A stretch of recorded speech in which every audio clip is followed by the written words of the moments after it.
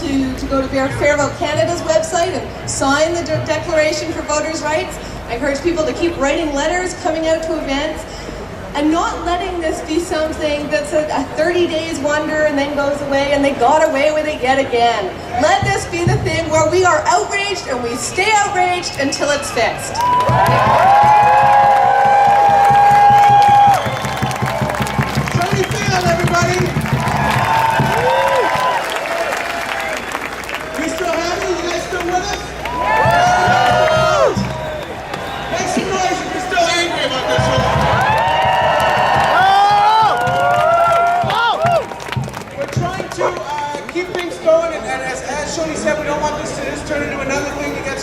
So one thing that you can do is get on the coalition's text message list.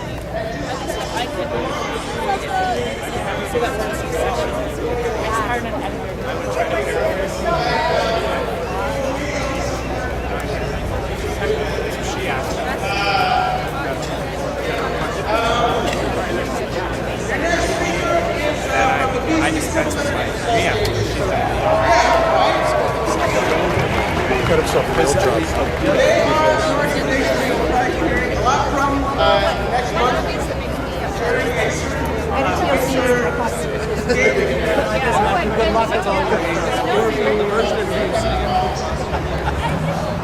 going to be the one because Mother Nature has proroged winter.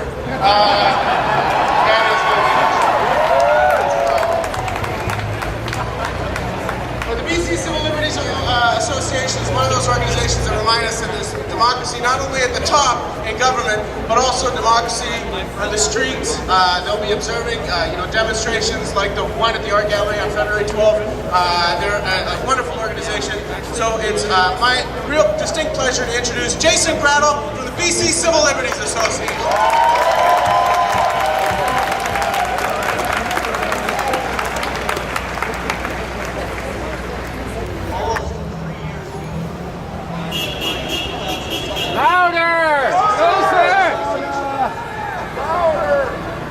Almost 3 years ago, in February 2007, the BC Civil Liberties Association joined with Amnesty International to file a lawsuit.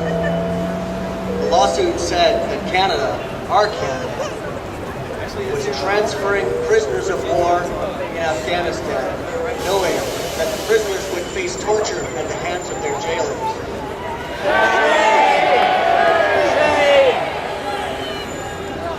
We said that Canada, our Canada,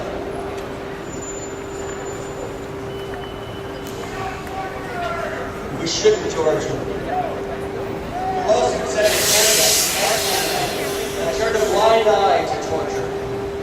That Canada had ignored the ongoing reports from the United Nations, speaking of common and widespread practice of torture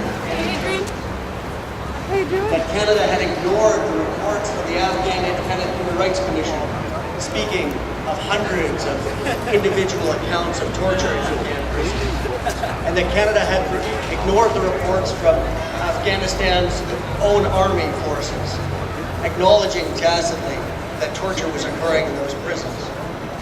We filed the lawsuit because we believe in a Canada that does not engage in torture.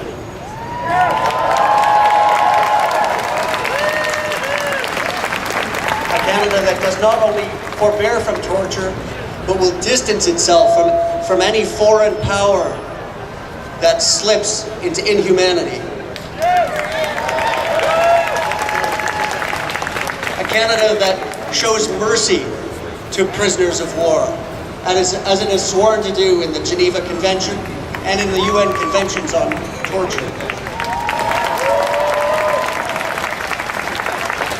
When we filed the lawsuit, we were realists. We did not expect the Minister of Defense to come clean immediately. But what we did not expect was a relentless attack. It began with a personal attack on the messengers. They said we were terrorist sympathizers. They said we were dupes of the Taliban. They said we were giving comfort to our enemies. And we can endure those personal attacks. That's part of of what we understand to be the to and fro of democratic discourse. What we can't endure is the ongoing attacks on the institutions of democracy.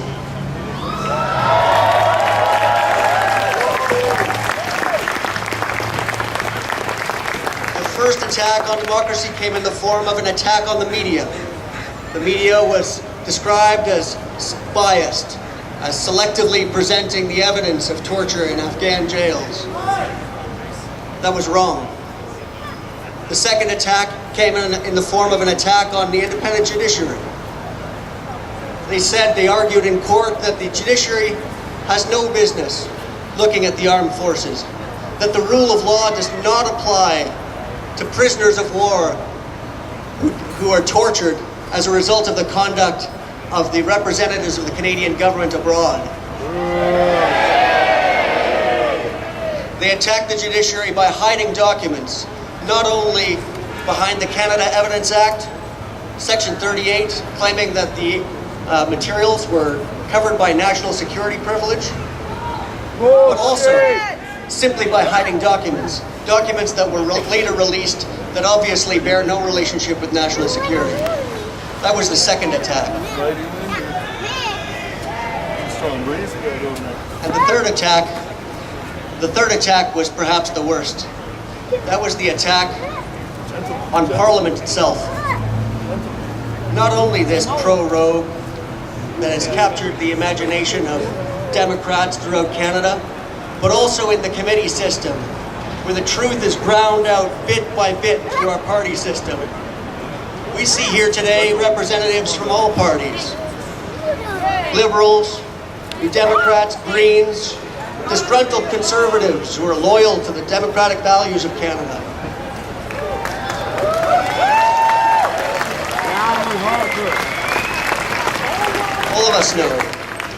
All of us know that when you attack the institutions of democracy, you attack the people of Canada.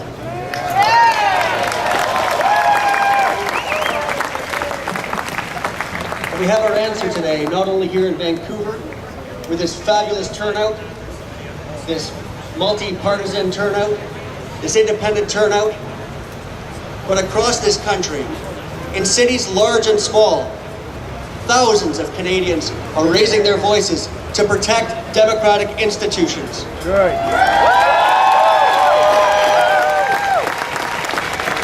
Carrying a single sole message that the land is our land, and that when you attack democratic institutions, you attack the people of Canada, and the people of Canada will stand up.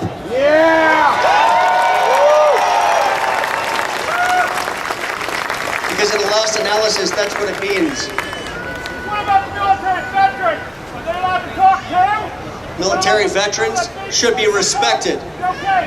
What about the fact that I asked to speak today after his death? I support allowing the war to the state. I support. And remember, always, the value of freedom of expression.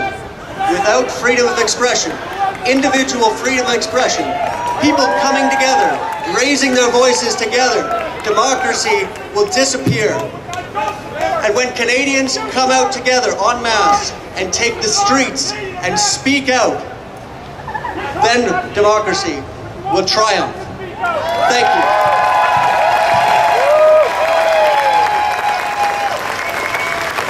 Jason Battle, everybody.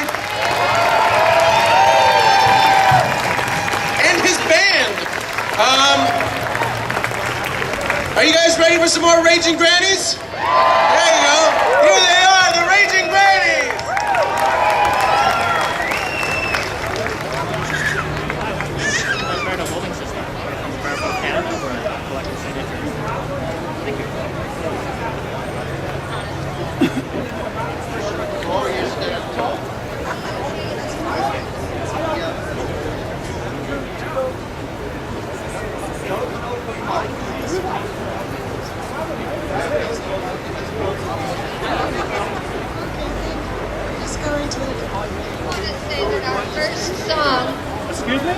Our first song was handmade here in Vancouver, but the next song